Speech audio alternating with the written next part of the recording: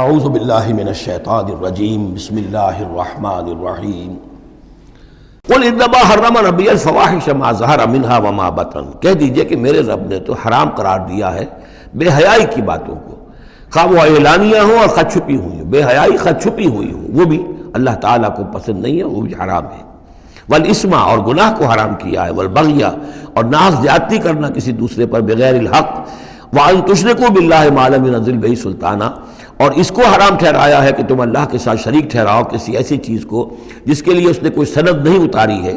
وان تقولوا علی اللہ ما لا تعلمون، اور حرام قرار دیا اس بات کو کہ تم اللہ کی طرف منسوب کرو وہ چیزیں کہ جو تم نہیں جانتے، جس کے لیے تمہارے پاس کوئی علم نہیں ہے۔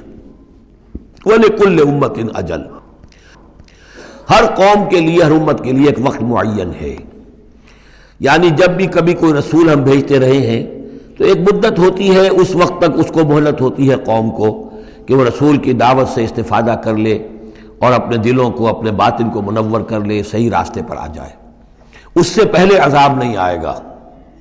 خواہ یہ کہ اہل ایمان تو چاہیں گے وہ جھٹپٹ عذاب آئے، اس لیے کہ بہرحال مسلمان اہل ایمان وہ بھی انسان ہوتے تھے،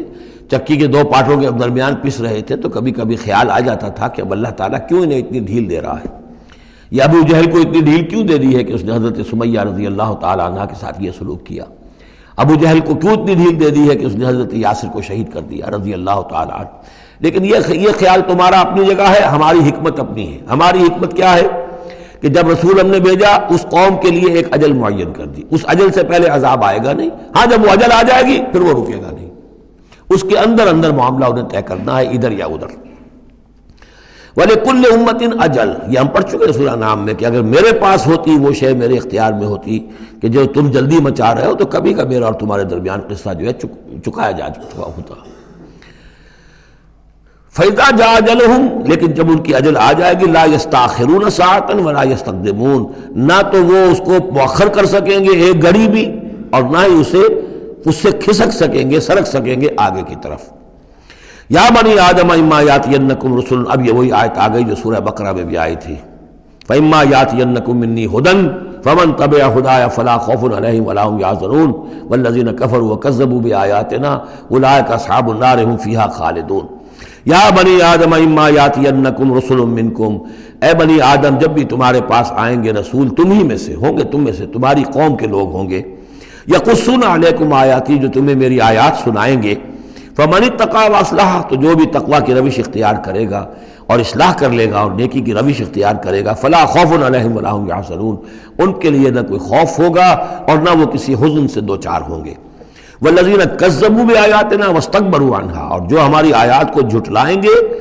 اور تکبر کی بنا پر انہیں رد کر دیں گے، استکبروا عنہا، استکبار کی بنیاد پر، تکبر کی بنیاد پر رد کر دیں گے، اولئک اصحاب النار هم فیہا خالدون، وہ جہنمی ہوں گے اور رہیں گے ہمیشہ ہمیش۔ فمن اظلم ممن افترى علی اللہ کذبا وکذب بآیاتہ،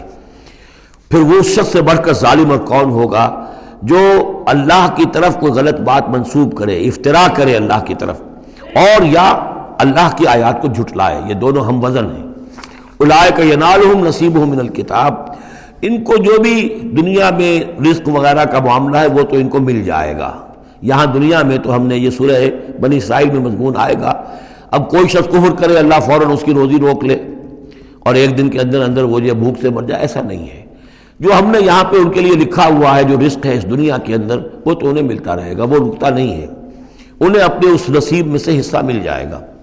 حتیٰ اذا جاءتہم رسلنا، ہاں پھر جب ہمارے فرشتادے، ہمارے بھیجے ہوئے فرشتے ان کے پاس آ جائیں گے، یتوفونہم، ان کو قبض کرنے کے لیے، قالوا این ما کنتم تدعون من دون اللہ، تو وہ کہیں گے کہاں ہیں وہ جن کو آپ پکارا کرتے تھے اللہ کے سوا، جن کو ڈنڈوت کرتے تھے اور جن کے سامنے متھے ٹیکتے تھے اور جن سے دعائیں کرتے تھے اور گڑ گڑاتے تھے۔ قالوا ضلوا عنا، وہ کہیں گے وہ سب گم ہو گئے، ہوا ہو گئے، ہم سے سب جاتے رہے، ضلوا عنا